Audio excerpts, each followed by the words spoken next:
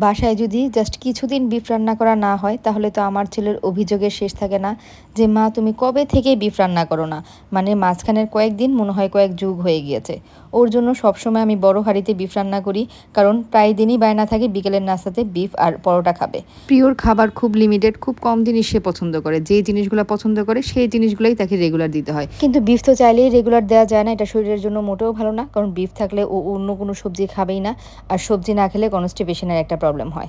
যাই হোক, তারপরেও বিফটা ওর জন্য আমার রান্না করে ফ্রিজে সবসময় রেখে দিতে হয়। এই জন্য আমি যখনই রান্না করি একটু বেশি পরিমাণে রান্না করার ট্রাই করি, যাতে করে রান্না করা মাংসটা আমি ডিপে ফ্রোজেন করে রাখতে পারি। বিফ কিন্তু রান্না করে বক্সে করে যদি আপনি ফ্রোজেন করেন তাহলে কিন্তু টেস্ট একদমই নষ্ট হয় না, এইভাবে অনেক দিন মোটামুটি রেখে দেওয়া যায়। বরং কাঁচা মাংসটা বেশি দিন ফ্রিজে থাকলে টেস্ট নষ্ট হয়ে যায়। সব মশলা দিয়ে মাখিয়ে এখন বসিয়ে দিব। এটা হচ্ছে গরম মশলা গুঁড়া, এটা আমি ঘরেই করি।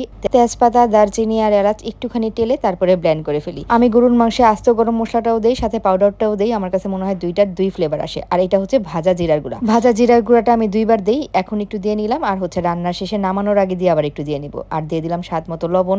আর এখন পেঁয়াজ কুচি অ্যাড করে দিচ্ছি।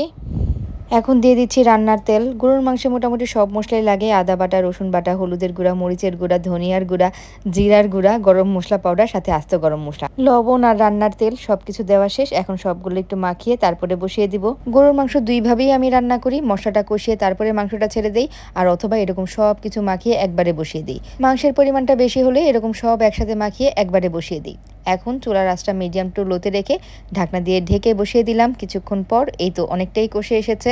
আমি সামান্য একটু পানি দিয়েছিলাম, ওই তো মশলাটা যে হাতে লেগেছিল ওই হাত ধোয়া পানিটা অল্প একটু দিয়ে দিয়েছিলাম, এক্সট্রা কিন্তু তেমন কোনো পানি দেওয়া হয়নি। এটাতেই মাংসটা কষানো হয়ে যায়। আর নর্মালি আমি এইভাবে মাংস রান্না করলে আলু দেওয়া খুব একটা পছন্দ করি না, কিন্তু আমার ঘরে তো আলু খোর আছে। প্রিয়র বাবা আলু ছাড়া গরুর মাংস খাবেই না, তো তার জন্য আবার আলু দিয়ে নিলাম। এই সিজনের আলুগুলো আনার পরপরই নষ্ট হয়ে যাচ্ছে, তো বেশি দিন ঘরেও রাখা যাচ্ছে না, তো আলু যা ছিল দিয়ে দিয়েছি, বাকি সবই নষ্ট হয়ে গিয়েছে। আর আলু দিয়ে কিন্তু ভালো করে কষিয়ে নিতে হবে। কষানোর পরে আমি ঝোল দিয়ে দিয়েছিলাম, আর এই তো ঝোল দিয়ে দেওয়ার পর এখন মোটামুটি রান্না কমপ্লিট। নামানোর আগে দিয়ে একটু ভাজা জিরার গুঁড়া দিয়ে নিচ্ছি। আজকে আর কিছুই রান্না করতে ইচ্ছা হচ্ছে না, ভাবছি রাতের বেলা খিচুড়ি করে ফেলবো, বিফ খিচুড়ি।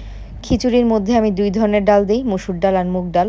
তো মুগ ডালটা ভাজা ছিল না, তো এখন আমি একটু ভেজে নিচ্ছি। আর আমার হাতের অবস্থা খারাপ, স্কিনের মধ্যে এই তো দাগ পড়ে আছে। গতদিন রুই মাছ ভাজতে গিয়ে হাতে, মুখে সব জায়গায় ছিটে এসেছে। এটা মনে হয় আমাদের মেয়েদের কমন একটা দাগ, যে ভাজতে গেলে ছিটে ফুটে এসে হাতের এই অবস্থা হবে। মুগ ডালগুলো ভেজে রাখলাম, ঠান্ডা করে কিছুটা বয়মে ভরে নিব, বাকিটা হচ্ছে এখন রান্না করব। আজকে বিকেলের নাস্তাতেও ঝামেলা নাই, ওই তো পরোটা আর বিফ দিয়ে দিলেই প্রিয়র বিকেলের নাস্তা হয়ে যাবে। আর এই প্যাকেট পরোটাগুলো ব্র্যান্ড অনুযায়ী টেস্ট ভিন্ন হয়। লাস্ট যেন কোন ব্র্যান্ডেরটা আনা হয়েছিল, এরা বাবা ছেলে কেউই পছন্দ করেনি, কিন্তু ঝটপটেরটা দেখলাম দুইজনেই বেশ পছন্দ করে খাচ্ছে। আর ঝটপটেরটা কিছুটা পাতলা হয়। আর এই পরোটাগুলো আমি তেল দিয়ে ভাজলে, আপনারা অনেকেই বলেন এই পরোটা তেল দিয়ে ভাজতে হয় না, আমিও জানি এই পরোটা তেল দিয়ে ভাজতে হয় না, কিন্তু তেল দিয়ে না ভাজলে এই পরোটার কোনো টেস্টই আমি পাই না, আর একে তো ফুলেও ওঠে না।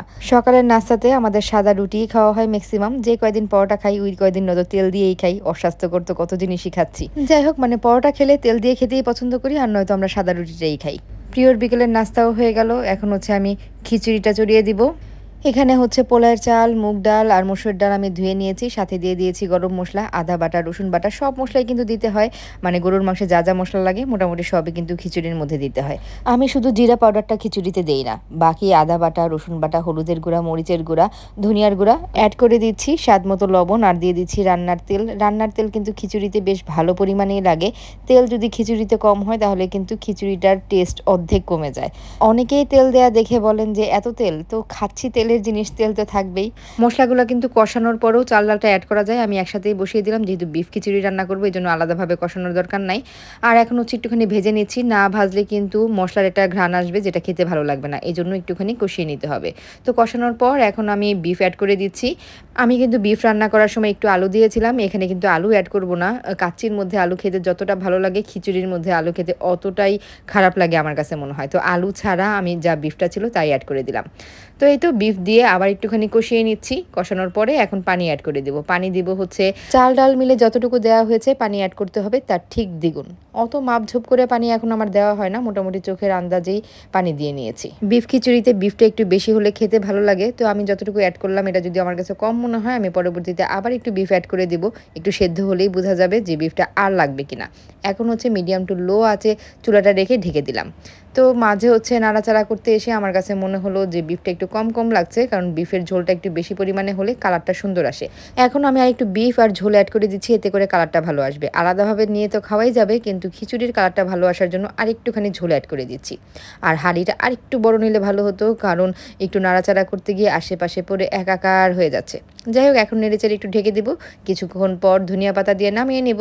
এই হয়ে গেল আমার আজকের রান্নাবান্না। এখনও ডাল সিদ্ধ হয়নি, মিডিয়াম টু লো আছে ঢেকে দিয়ে 10 মিনিটের মতো রেখে দেব। এই ছিল আজকের আমার রান্নাবান্না। আল্লাহ হাফেজ।